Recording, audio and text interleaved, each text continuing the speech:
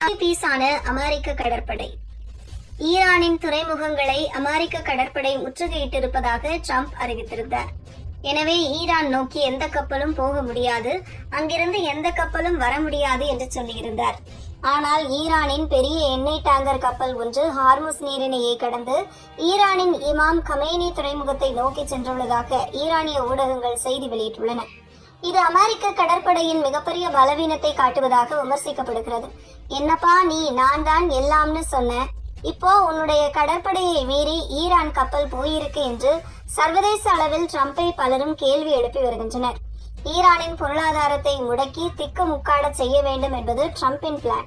இந்த திட்டத்திற்காகத்தான் ஹார்முஸ் நீரிணையை கட்டுப்பாட்டில் எடுப்பதாகவும் ஈரானின் துறைமுகங்களை முற்றுகையிடுவதாகவும் அவர் கூறியிருந்தார். முற்றுகை எனில் ஹார்முஸ் நீரிணையை தாண்டி எந்த கப்பலும் ஈரானுக்கு போகவும் ஈரானை விட்டு வெளியேயும் வர முடியாது. அப்படி மீறி போனால், குறிப்பாக ஈரான் கப்பல்கள் போனால் குண்டு போட்டு அழிப்பேன் என்று வீரவசனம் பேசியிருந்தார் ட்ரம்ப். எல்லாம் ஓகேதான். ஆனால் ட்ரம்ப் இப்படி பேசிய அடுத்த நாள் முதல் கப்பல்கள் ரொம்ப சாதாரணமாக நீரிணையை கடந்து போகவும் அங்கிருந்து வெளியே வரவும் செய்தன. குறிப்பாக சீன கப்பல் ரிச் ஸ்டாரி ரொம்பவும் அசால்ட்டாக நீரிணையை கடந்து வந்தது. இதனை அல் ஜசீரா செய்தி ஊடகமும் உறுதி செய்திருந்தது. தற்போது ஈரானின் சூப்பர் டேங்கர் எண்ணெய் கப்பல் ஒன்று நீரிணையை கடந்து ஈரானின் இமாம் குமேனி துறைமுகத்தை நோக்கி சென்றுள்ளதாக ஃபார்ஸ் செய்தி ஊடகம் தெரிவித்திருக்கிறது என்று அல் ஜசீரா கூறியிருக்கிறது. இந்த செய்தி அமெரிக்க கடற்படை எந்த அளவுக்கு பலவீனமாக இருக்கிறது என்பதை காட்டுகிறது என நெட்டிசன்கள் கலாய்த்திருக்கின்றனர்.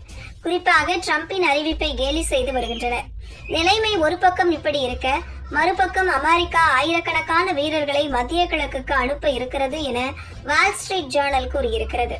ஈரானின் உள்துறை அமைச்சர் அமெரிக்காவின் நடவடிக்கை குறித்து கூறுகையில், 8000 கிலோமீட்டருக்கும் அதிகமான நில மற்றும் கடல் எல்லைகளை கொண்ட ஈரானை பொறுத்தவரை எத்தகைய பொருளாதார தடையும் எவ்வித பலனையும் அளிக்காது.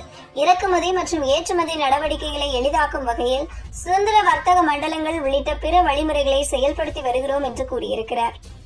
ஈரானின் வர்த்தகத்தில் பெரும்பகுதி நாட்டின் தெற்கு கடற்கரை பகுதிகள் வழியாகவே நடைபெறுகிறது. எனவே அப்பகுதி மிக முக்கியத்துவம் வாய்ந்ததாக திகழ்கிறது.